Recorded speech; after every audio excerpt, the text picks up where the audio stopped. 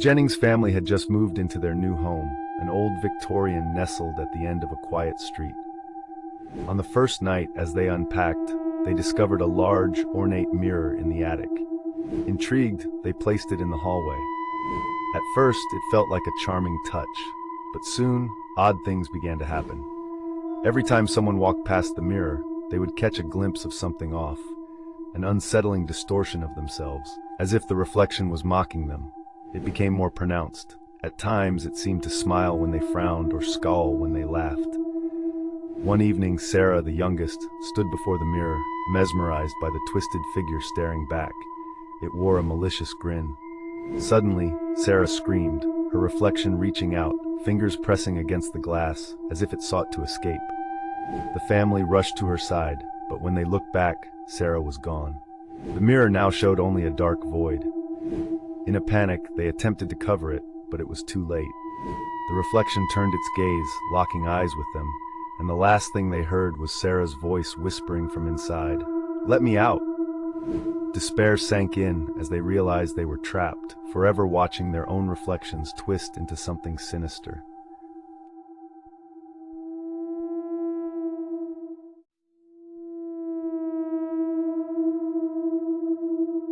This is the story of a girl named Sarah, who grew up in my neighborhood. As a child, she was terrified of the dark. Her parents, hoping to calm her fears, got her a dog. From then on, the dog slept under her bed, and Sarah felt safe. If she ever woke up afraid, she would simply reach down, and her dog would lick her hand until she relaxed and drifted back to sleep. Over the years, the fear of the dark faded, but the habit remained. The dog grew older, but his loyalty never wavered. Every night, Sarah could count on his comforting presence beneath her bed. She'd reach out her hand, and he'd lick it, easing her worries. It was a small act, but it made her feel protected. One night, a news bulletin interrupted the evening. An escaped murderer was believed to be hiding near her neighborhood. Though the streets were silent with fear, Sarah wasn't scared. With her dog at her side, she climbed into bed as usual, stretching her hand down for comfort. The familiar touch of her dog's tongue licking her fingers was enough to help her sleep soundly. But when she woke the next morning, something was off. Her hand was still being licked. Groggy and confused, she leaned over the bed, expecting to see her faithful companion. Instead, she found her dog lying lifeless on the floor, his fur stained with blood. And crouching next to him was a man, his tongue wet, reaching out to lick her hand again.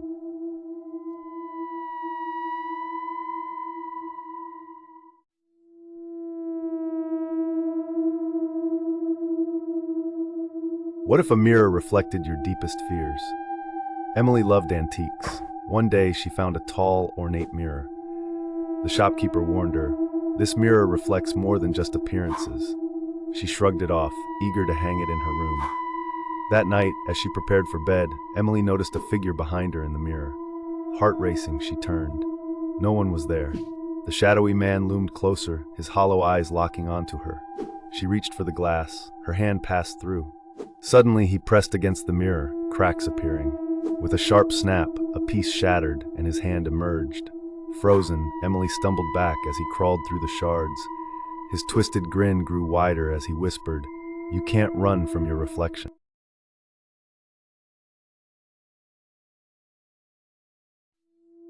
Betsy Bell lay awake in her bed, the whispering voices swirling around her like a chill breeze. The moonlight filtered through the window, casting ghostly patterns that danced on the wooden floor. Her heart pounded in her chest as the whispers grew louder, their words unintelligible but filled with malice. "Are you here to torment us again?" she whispered, her voice trembling. The Bell family sat huddled together, their faces lined with worry and exhaustion. John Bell, the patriarch, sat silently, his gaze fixed on the floor. His once strong demeanor now seemed fragile under the weight of the unseen force tormenting them. Betsy looked at her father, a mix of fear and determination in her eyes. "We must find a way to stop this," she said, her voice firm despite the quiver of fear. Betsy cautiously stepped into the barn, her lantern casting a weak glow that barely pierced the darkness. She could feel the presence, a cold, oppressive force that seemed to press against her from all sides. Suddenly, a shadow darted across her vision, and she gasped, nearly dropping the lantern. Show yourself, she demanded, her voice echoing in the empty space. John Bell sat at the table, his face pale and drawn. The family had gathered around, the air thick with tension. Betsy sat beside him, clutching his hand tightly. Father, we have to understand why this is happening, she pleaded, her eyes searching his. He looked at her, a flicker of something unreadable in his eyes. It's the witch. She has cursed us, he said, his voice a whisper, barely audible over the rumble of thunder. Betsy stood in the center of the room, her heart racing as she faced the darkness that seemed to breathe within the walls. The air crackled with energy, and she could feel the presence of the witch, watching, waiting. With a surge of courage, she shouted into the void. "Leave us alone! We will not be your victims!" Her voice rang with defiance, a challenge cast into the stormy night. The family gathered in the parlor, the oppressive weight of the witch's presence finally lifted. John Bell sat quietly, his face etched with relief and sadness. Betsy stood by his side, feeling the shift in the air, the release of the hold the curse had on them. "We will find peace now," she said softly, her voice carrying a quiet strength. The Bell Witch had been confronted, and though the scars remained, the family knew they would endure whatever came next.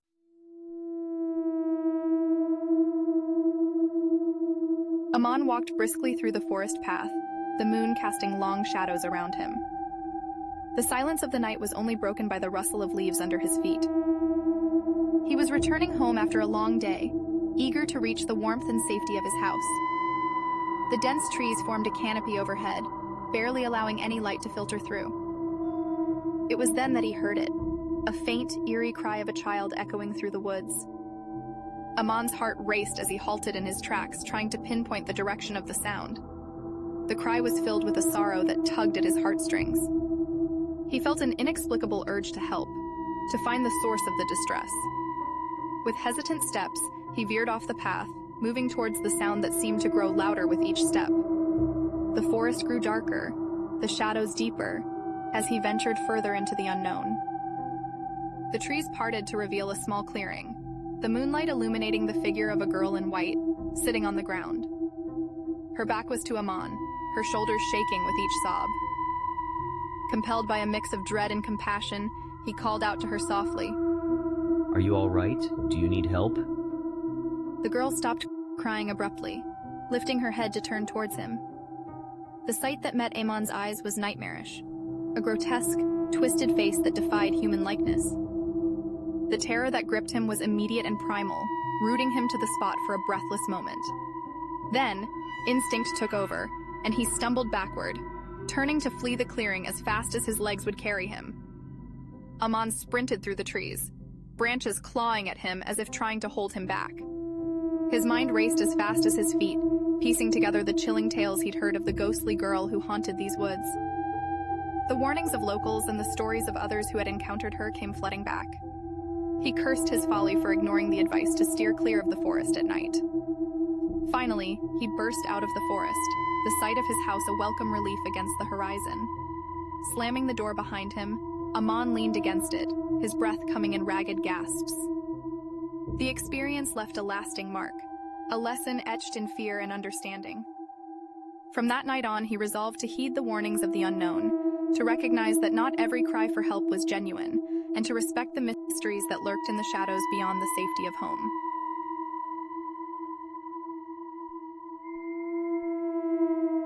Lena sat on the worn-out bench, her eyes fixed on the rusted tracks that seemed to disappear into the night. The station was empty, save for the occasional gust of wind that echoed through the silence. Her breath formed small clouds in the cold air, and she pulled her coat tighter around her shoulders, glancing at the clock that ticked ominously towards midnight. As the faint rumble of the approaching train broke the stillness, Lena felt a flicker of anticipation. The train emerged from the darkness, its headlights cutting through the fog. When it finally ground to a halt, the doors slid open with a creak, but no one stepped out, except for him. Elias, a man with an ethereal presence, descended from the train, his movements graceful and otherworldly. Are you waiting for someone? Elias asked, his voice smooth and unsettling. His smile was enigmatic, as if he knew secrets she could never fathom. Lena hesitated, feeling an inexplicable chill run down her spine. No, just waiting to leave. She replied, her words hanging in the air. You're not going anywhere. Elias murmured, stepping closer. As the train pulled away, its clatter fading into the distance, Lena realized the truth. Elias was not of this world. He was a ghost, a remnant of something long gone, yet inexplicably tied to her. Lena stood frozen, memories flooding her mind. The station was not just a place of departure, it was a crossroads of her past. Elias's presence stirred something within her, a forgotten chapter she had buried deep. Why are you here? She whispered, her voice tinged with fear and curiosity. Because you need to remember. Elias replied, his form shimmering like mist in the moonlight. The clock struck midnight, each chime resonating with a sense of finality. Lena understood now. She was bound to this place until she could face the truth of her past and let go of the ghosts that haunted her.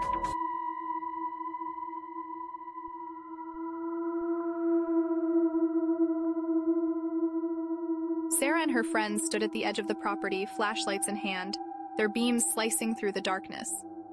The house loomed before them, its windows like hollow eyes watching their every move. Jake, ever the skeptic, laughed as he pushed open the rusty gate, the creak echoing into the night. The friends stepped inside, their footsteps clattering against the wooden floor. Mia, the most cautious of the group, clutched her flashlight tightly. This place gives me the creeps, she whispered, her eyes darting around. Sarah was the first to notice the mirror, its surface clouded with grime. As she approached, her reflection wavered, replaced by a shadowy figure standing behind her. Did you see that? She gasped, turning to find nothing but empty space. Her friends shrugged it off, but unease settled in the pit of her stomach. Panic erupted as the friends rushed to the door, their efforts to open it futile. Jake banged against it, frustration etched on his face. It's like it's locked from the outside, he muttered, disbelief in his voice. Liam, usually the bravest, felt a chill run down his spine as the whispers transformed into haunting messages. Did you hear that? They know we're here, he warned, his voice barely a whisper. The friends huddled together, fear gripping their hearts. With no other choice, the friends followed the light, their steps hesitant yet determined. As they reached the source, Sarah felt a presence beside her, a cold breath on her neck.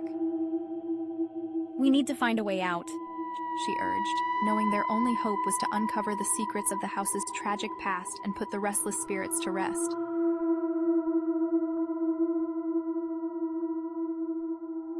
Arjun and Pooja wandered through the labyrinthine alleys of the underground city, mesmerized by the intricate carvings that adorned the ancient stone walls. The dim light cast long shadows, creating an atmosphere both enchanting and ominous. These streets feel alive, don't they? He remarked, his voice tinged with awe. It's as if the stones have stories to tell, Pooja replied, her fingers tracing the delicate patterns etched into the walls. As they advanced, a sudden heart-wrenching cry pierced the silence, echoing through the deserted lanes. Pooja halted, her heart racing. Did you hear that? She whispered, glancing at Arjun with wide eyes. Arjun nodded, his expression serious. It sounded like a child, he responded, already moving towards the source of the sound. Their path led them to a grand, ancient temple, its towering pillars and intricate reliefs bathed in an ethereal glow. The air was thick with an unspoken history, and as they stepped inside, an uneasy feeling settled over them. This place is incredible, but something feels wrong, Pooja said, her voice barely above a whisper. Suddenly the shadows coalesced into a fearsome form, a demon of ancient lore, its eyes burning with malevolent intent. It lunged at them, its presence overwhelming. Run! Arjun shouted, pushing Pooja aside as he confronted the beast. We need to escape, Pooja cried, fear gripping her as the demon's claws narrowly missed her. In their frantic struggle, they stumbled upon an open portal at the heart of the temple, its swirling energy pulling them in with irresistible force. The demon's roar echoed as they were sucked into the portal, the world around them dissolving into chaos. Hold on tight! Arjun yelled, gripping Pooja's hand as they tumbled into the unknown. They landed with a thud in a strange, new world, a vast landscape under alien skies. The air was different here, charged with an energy that made their skin tingle. They lay on the ground, catching their breath, the realization of their predicament dawning on them. Where are we? Pooja asked, her voice a mixture of wonder and dread. I don't know, but we need to find a way back. Arjun replied, determination in his eyes as he helped her to her feet.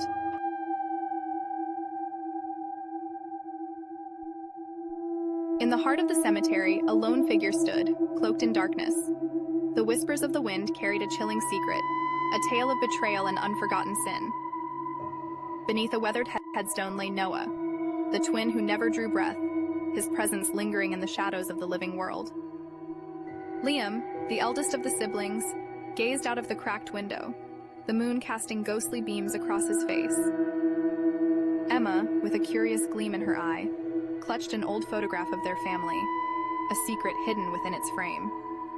Aiden, the youngest, felt a shiver crawl up his spine as he wandered the dimly lit halls. Do you hear that? He whispered, a tremor in his voice. It's just the wind, Liam reassured, though his eyes betrayed his uncertainty. In the attic, Emma discovered a dusty journal, its pages yellowed with age. As she read, the horrifying truth of their father's actions unraveled, revealing the fate of the twin never meant to be forgotten. He killed him. Our brother. She gasped, her voice a mix of shock and horror. We have to make it right, Liam urged, determination hardening his gaze. As night fell, Noah's presence grew stronger, the whispers of his soul echoing through the manor. Mirrors shattered without warning, and cold breath brushed against the siblings' necks. You must remember, the voice murmured, a spectral command. Gathering in the drawing room, the siblings called upon the spirit of their brother, seeking closure and forgiveness. Emma held the journal tightly, the key to their redemption. Noah, we are sorry, Liam pleaded, his voice choked with emotion. Free me! The ghostly voice demanded, the air crackling with tension. As the siblings worked together to lay Noah to rest, peace slowly settled over Ashgrove Manor. The ghost's presence faded, leaving behind only a lingering sense of serenity and the hope of healing. He's finally at peace, Aiden breathed, relief washing over him like a gentle wave. Together, the siblings stood united, ready to face the future and the shadows of their past no longer haunting them.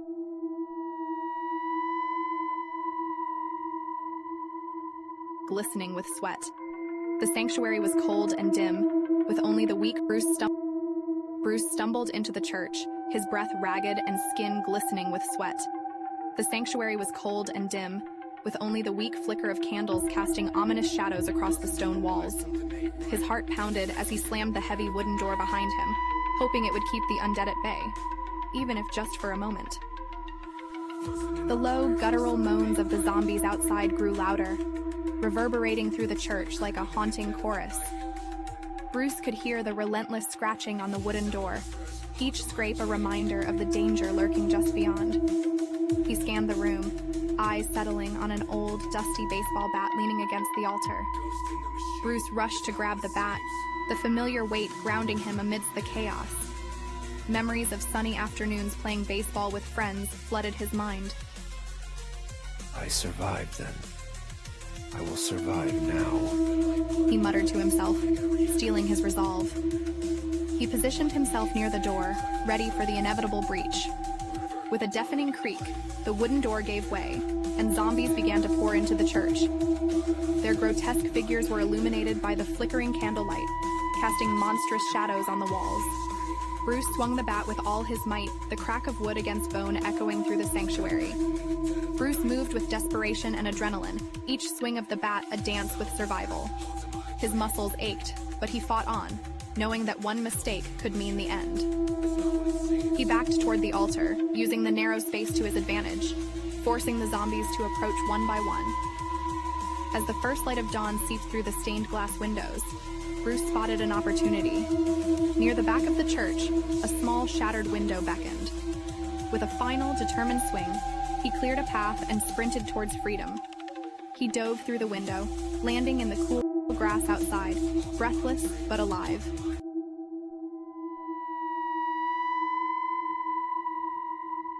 Sarah stepped into her new apartment in Savannah, Georgia, the faint scent of lavender from the previous tenant still lingering in the air. Boxes crowded the small living room, but her attention was drawn to a peculiar one wrapped in floral paper. It was the only bequest from her estranged grandmother, a woman she barely remembered. As she tore off the wrapping, a porcelain doll emerged, its eyes seemingly alive with an unsettling glint. Why would Grandma leave me this? She wondered aloud, feeling a chill despite the warm evening. Sarah lay in bed that night, the doll perched on a shelf across the room. She drifted into a restless sleep, only to be awakened by a soft whisper. Her heart pounded as she strained to listen, but the voice faded into the night. It must be the wind, she reassured herself, though her instincts told her otherwise. The apartment felt colder, and she pulled the covers tighter, casting a wary glance at the doll. The following evening, as Sarah unpacked, the lights began to flicker. She paused, watching the shadows on the walls leap and shrink. The doll's glassy eyes seemed to follow her every move. This is ridiculous, she muttered, but her fingers trembled as she reached for the light switch. Just as suddenly as it began, the flickering ceased, leaving her in unnerving silence. Preparing dinner, Sarah heard a thud from the living room. She froze, knife in hand, before cautiously approaching the sound. The doll had fallen to the floor, or so she hoped. Its position had changed. It now faced the entrance as if waiting for her. I must have knocked it, she reasoned, though doubt gnawed at her mind. Haunted by the doll's presence, Sarah delved into her grandmother's past.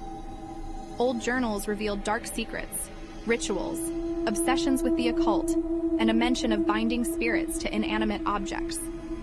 Thunder rumbled outside as she realized the doll was more than a mere toy. Summoning her courage, she decided it was time to confront the sinister truth. I have to end this, she whispered to herself. With the storm raging outside, Sarah gathered salt and candles, creating a protective circle around the doll.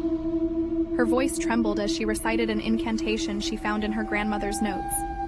The air grew heavy, and the doll's eyes seemed to glow with an unnatural light. Just as she felt overwhelmed by fear, the room lightened, and the oppressive energy dissipated. The doll lay lifeless on the floor, its power finally vanquished. It's over, she breathed, relief washing over her as the first rays of dawn broke through the clouds.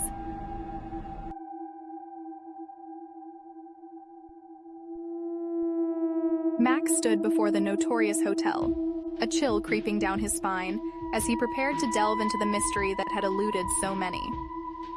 The air was thick with an unsettling stillness, as if the building itself held its breath. Bracing himself, he entered the dim lobby, the scent of old carpet and dust assaulting his senses. Max navigated the labyrinthine corridors, his footsteps echoing ominously. He reviewed his notes, focusing on the strange elevator footage of Elisa Lamb. Her frantic gestures and the invisible presence she seemed to address haunted his thoughts. What was she running from? He murmured to himself, pausing before the elevator where it all began. As Max approached the elevator, he felt a sudden chill, like icy fingers tracing his spine. The elevator doors creaked open, revealing nothing but an empty cab. Yet, as he stepped inside, a faint and ghostly voice echoed. Help me. And he stumbled back, heart racing. Max questioned his own sanity, the boundaries between reality and the supernatural blurring. Max flipped through the pages, stopping at an entry matching Elisa Lamb's stay. Scribbled in the margins were cryptic notes and symbols, hinting at rituals and entities beyond comprehension. Could the hotel itself be a conduit for something darker? He wondered, his journalistic instincts piqued by the discovery. Max climbed to the roof, where Elisa Lamb's lifeless body was found.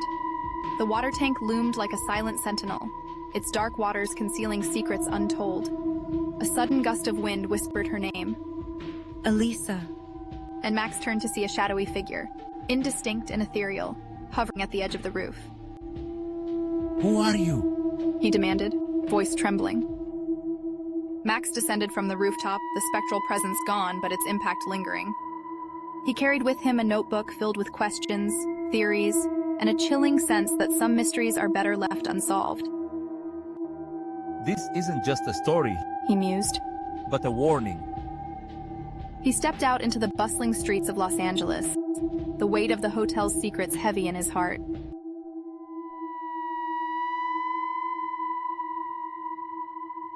Sarah hesitated at the edge of the forest, feeling the chill creep up her spine as she took her first step into the abyss. The path narrowed as if the trees were closing in, their branches like skeletal fingers reaching out. The only sound was the crunch of leaves beneath her feet and the distant whisper of the wind. Sarah paused, her breath hitching as she heard a faint whisper that seemed to come from everywhere and nowhere. "Who's there?" she called, her voice trembling. The whispers grew, undulating through the air, carrying words she couldn't quite understand but felt deep in her bones. Each step she took felt heavier, as if the forest itself was urging her to turn back. The whispers turned into voices, weaving tales of sorrow and loss. Sarah squinted into the pale light, where translucent figures danced at the edge of her sight. "Help us," they seemed to plead, their voices a haunting melody. Her heart pounded, torn between the instinct to flee and the inexplicable pull to understand their plight. Sarah found herself drawn to the ancient tree, its surface a tapestry of runes and symbols. As she traced her fingers over the carvings, visions flashed before her eyes. A village lost to time, a pact made in desperation, and a curse that bound the souls to the forest. "I know your pain," she whispered, tears mingling with the rain that began to fall.